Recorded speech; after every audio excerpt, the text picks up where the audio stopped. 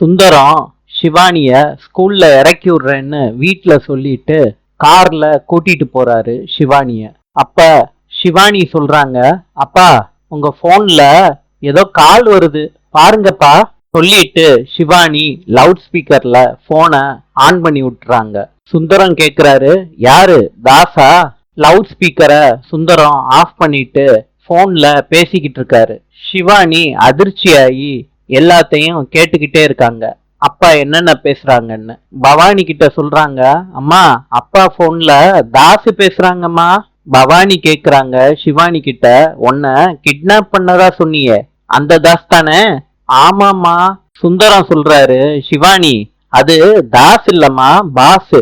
என் college சீனியர்மா. அவன் பேரு பாஸ்கரன். எப்பயும் பாஸ்ன்னு தான் கூப்பிடுவேன்.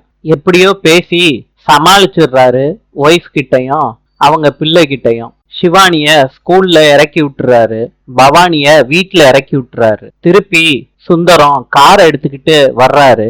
வீட்டுக்கு பக்கத்துல நிப்பாட்டி வைக்கிறாரு அந்த காரை நிப்பாட்டிட்டு சுந்தரம் தாசோட கார்ல ஏறி உட்கார்றாரு. ஸ்வேதாவை சமாதானப்படுத்துறாரு.